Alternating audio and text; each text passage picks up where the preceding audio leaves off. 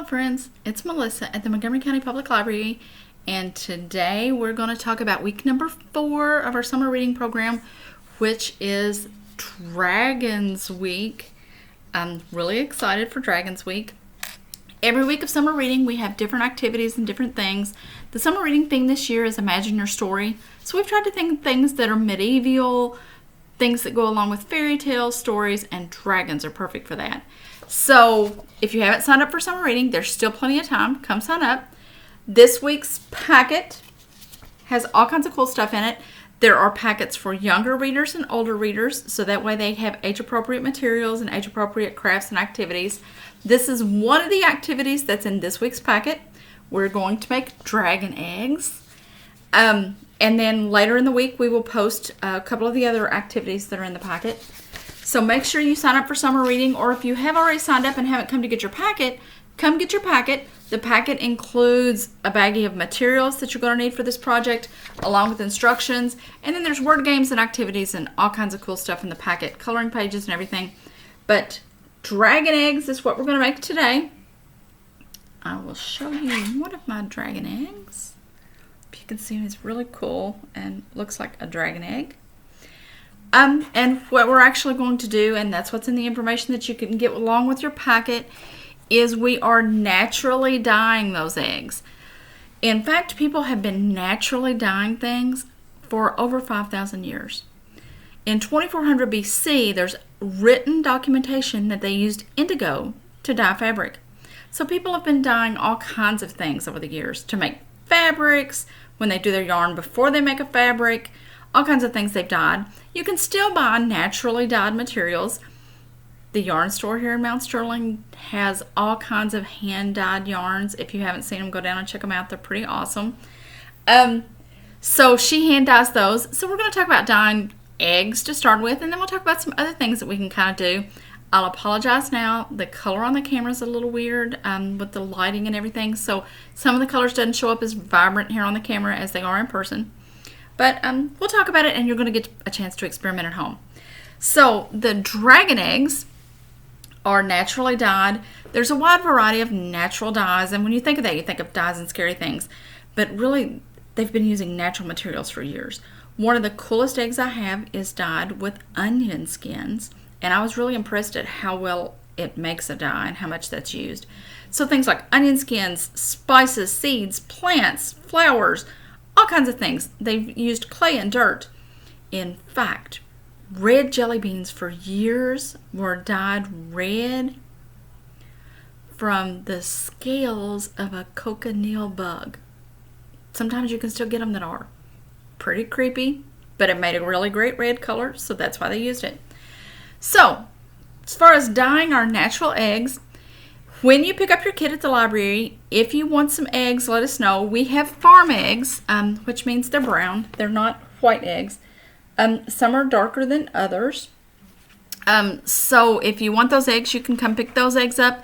If you get those eggs just out of safety, they've been in a refrigerator the whole time, but I don't recommend eating those eggs, okay? Because, we don't know between how long it's in the refrigerator or whatever's going on. Just for your safety, don't eat those. However, if you're doing them with the eggs that you bought at the store or the eggs that you normally use at home, they might be farm eggs as well. You can use white eggs, brown eggs, whatever, green eggs, doesn't matter. You can use those. If you use those eggs that you know and trust at home, you can go on and eat those even after you dye them, because again, it's all natural materials, and most everything we'll talk about is food safe. It's some type of food that we're going to use to dye those things. So you can do that. There's 3 basic methods as far as doing some kind of a natural dye. The first one is soak. Literally, I have 1 million of these macaroni and cheese cups in our Loves Macaroni. The first one, and I'll show you 2 different ones. This is a brown egg, but it was dyed in beet juice. So it's kind of a browny purple color. And then the other one, the white egg that was in beet juice, you can see some more purpley white spots. Literally, all I did was put the egg in the juice and let it sit in the refrigerator. If you plan on eating the eggs, you can do them not boiled or you can do them boiled. Either one, doesn't really matter. Make sure, though, you dye them in the refrigerator so that they're food safe later, that you can eat them. So I did those. I showed you one of my dark ones. That's my favorite one of all the eggs. That's a brown egg. that was soaked a few hours in grape juice. Who knew grape juice would do that? This one is a white egg, and it was soaked in grape juice just a little bit longer. So it was in there for about 5 hours. It turned black and really dragon egg looking. So I was impressed at how dark the grape juice got it.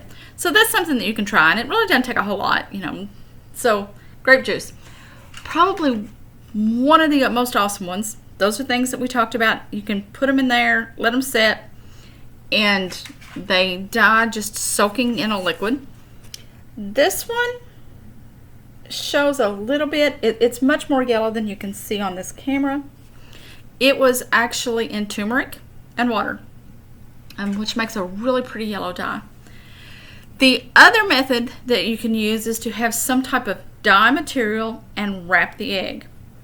In this case, I'm going to let it drip off a little bit.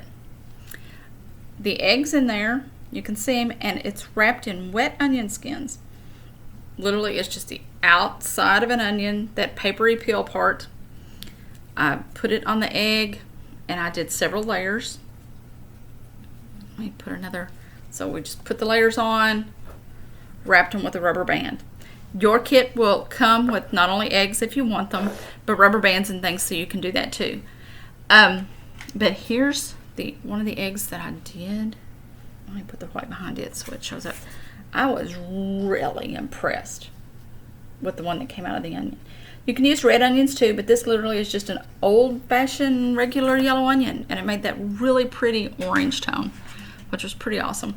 So I definitely try and recommend trying, keeping some peels and trying some onions. So that was so awesome, and I tried that. I decided to go ahead and make some extra dye. It's onion peels and water, and it's been soaking because I thought I would try some other things to dye too. So that's part of this, kit of information. We want you to think about things. We want you to think about how things work and how things process. One of the things that you can dye eggs in or other materials is red cabbage, or that purple looking cabbage. It's called red cabbage. It looks purple when you pick it up at the store, because you can practice with the acidity of the water, and if you put more acid in it, it'll turn pink. If you put baking soda in it, which does away with the acid and makes it more basic, it turns dark blue. So that might be something you want to experiment with and try. You can do other materials. I did a pillow slip, and again, the color doesn't show real well, but it is beet juice and onion skins. So it's a pretty orangey yellow and pink color. To dye fabric, if you want to dye fabric, it works a little better to make a stronger dye, and to make a stronger dye, you boil it. So let the adults do that part. Put the onion skins, put the beet juice, whatever in there, let it boil a little while to concentrate it down so that there's more pigment in each little bit of liquid. And then I did it like a tie-dye type thing. So I just put sections of rubber bands, put section of the pillow slip in there, put rubber bands on it, and those are what I dip down in the liquid. If you do that and you actually do the boiling, the adult does the boiling process, is let it cool down for sure. Don't do it while it's hot. Let it cool down before you dip anything in it. Wear gloves because it is a permanent dye or a stain.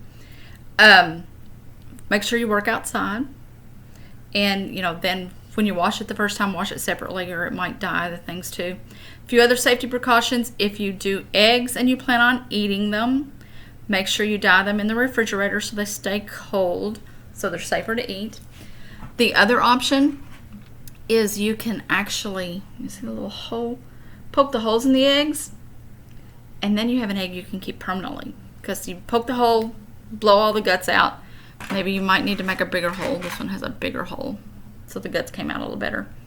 But then you end up with a hollow egg, and you can keep it. So that's one of the things you can do too. If you do that, I recommend you wash the egg really well first to make sure you get anything off of it, and then blow it out. Use a needle, poke the holes, and blow it out, and you can keep it. So dyeing is something that's been going on for years, and they do it naturally, and you can still buy things that are naturally dyed. So let us know what kind of projects you do. The eggs are there at the library. If you want eggs, ask for the eggs when you pick up the rest of your packet, and we'll give you some eggs.